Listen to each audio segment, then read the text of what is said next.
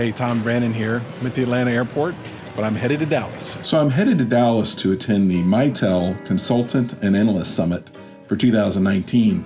And while I've been to this event in years past, this is my first year attending as an analyst. So I have a few different objectives in mind than in years past. We know Mitel is a very consistent company, and we know them as a consolidator. But one of the things that I really want to see here is innovation. What areas is Mitel trying to use innovation to differentiate in a crowded marketplace? And of course, the kind of elephant in the room during this conference will be the rumored merger with Avaya. I'm sure there'll be a lot of questions surrounding the implications of that in our industry, certainly implications for Mitel.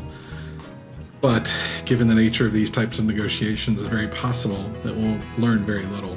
Hopefully we'll be able to glean some sense of direction as to figure out how this thing's going to move forward.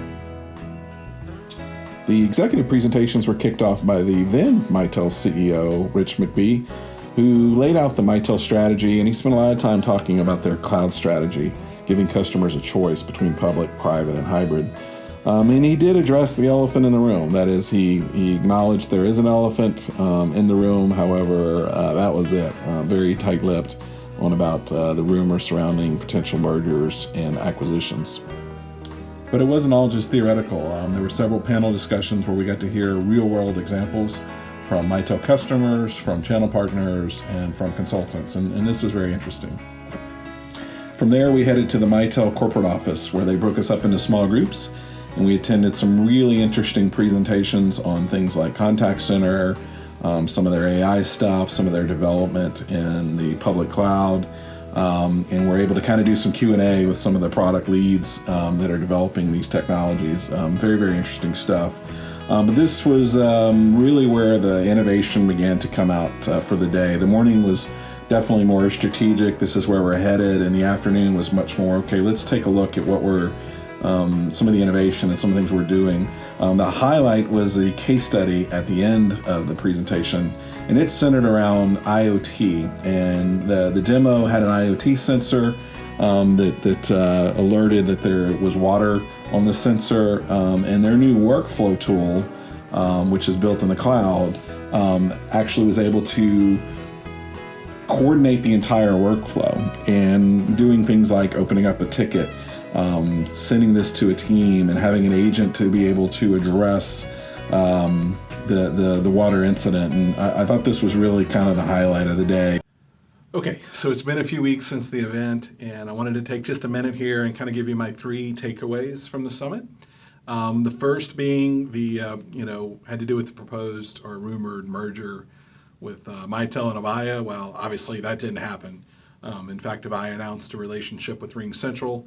So while 2 of Mitel's biggest competitors are now partnering together, I'm still glad it didn't happen. Quite frankly, I'm afraid that such a merger would have taken Mitel's focus away from where it needs to be, and they would have spent the next couple of years just trying to figure out how to make these 2 companies work together, how 2 portfolios to mix together. And I would rather see Mitel focus on getting smarter than bigger. And while they're still technically in consolidation mode, I'm really more interested in seeing not who they're going to merge with, but how they're going to innovate to really differentiate themselves in the marketplace.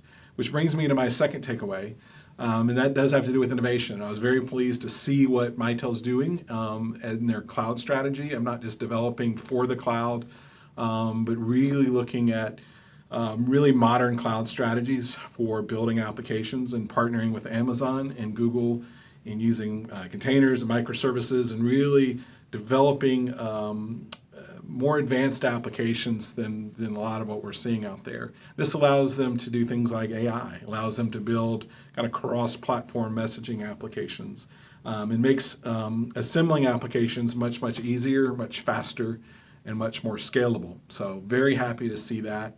And of course, the demo I mentioned that had to do with IoT and their new workflow product, to me, was the most exciting part of the event, and the thing that really was the highlight for me was seeing that work. And all that's really doing is it's a workflow engine that ties IoT with their other applications.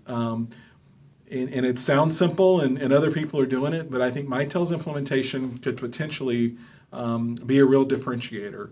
Not just because not everyone does have the workflow engine, but even the ones that do may not have the complete portfolio, or it may not integrate with the complete portfolio to the degree that Mitel is looking to be able to develop this. So not just to send alerts out from IoT, but tie them into things like team applications, or contact center, or mass notification.